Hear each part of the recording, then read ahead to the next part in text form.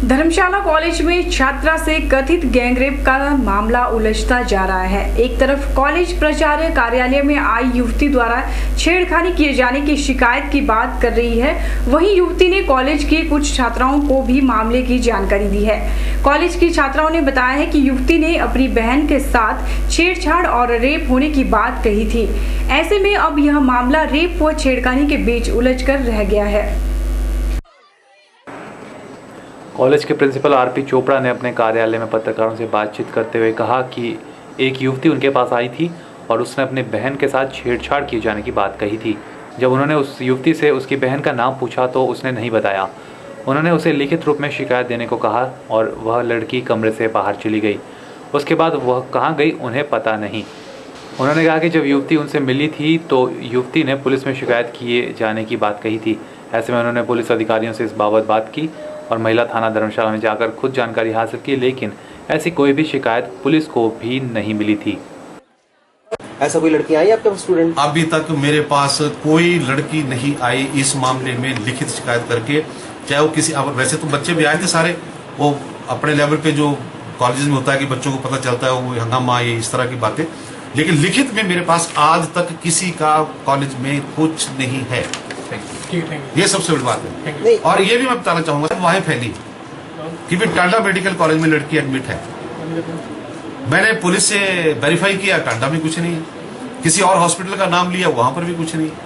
तो अभी ये अजीब सा मुद्दा मुझे लग रहा है कि क्या हुआ और कैसे हुआ। जो लड़कियां पीड़िता की बहन से मिली थी, उन लड़कियों ने कैमरे के सामने पत्रकारों को बताया कि प्रयास नाम की संस्था में युवती उनके पास आई और बोले कि उसकी बहन के साथ रेप हुआ है और आज उसकी बहन के साथ ऐसा हुआ है, कल कॉलेज की किसी भी लड़की के साथ हो सकता है।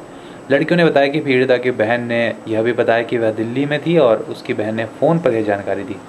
फ़ोन पर जानकारी मिलते वह और उसके पति दिल्ली से रवाना हुए और सीधे धर्मशाला पहुंचे।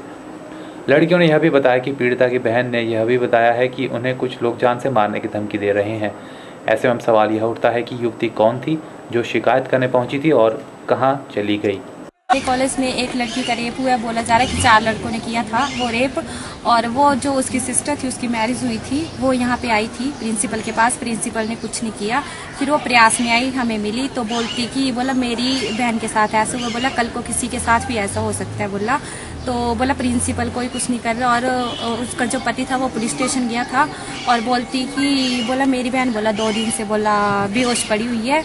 पहले तो वो उसकी बहन बोल के गई थी, बोला वो टांडा हॉस्पिटल में है, और फिर उसके बाद पता नहीं अब कहाँ पे। तो कॉलेज प्रशासन से आप लोगों ने बातचीत की होगी? हाँ, क्या कह रहे हैं प्रिंसिपल सर से? उन्होंने बोला है कि मुझे आपसे ज़्यादा टेंशन है इस बात की, और बोला मेरे भी बच्चों की तरह हो आप। और हमने बोला है कि हमें जो पिक्स है वो दिखाई जाए, तो उन्होंने बोला कि हाँ कल दिखा देंगे आपको 10:30 बजे तक। मामले की जांच को लेकर एएसपी शालिनी अग्निहोत्री धर्मशाला कॉलेज पहुंची। साथ ही जिन जिन लड़कियों के नाम इस मामले में आ रहे थे उनसे मिली और उनसे पूछताछ भी की।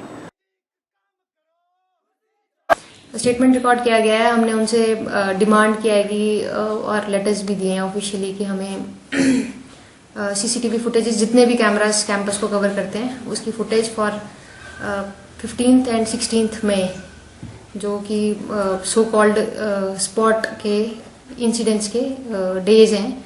15th और 16th की हमने थ्रू आउट डे जो भी एक्टिविटीज हुई हैं कॉलेज की, उसकी फुटेजेस डिमांड करी हैं। इसके अलावा हमने कुछ डॉक्यूमेंट्स उनसे लिए हैं जो फिलहाल अंडर कह सकते हैं आपके, हम इंक्वायरी में अभी उन पे स्टडी कर रहे हैं। उनसे कुछ जो भी निकलेगा वो टाइम टू टाइम मीडिया से शेयर किया जाएगा। के चैनल के लिए धर्मशाला से लिपि बादल की रिपोर्ट।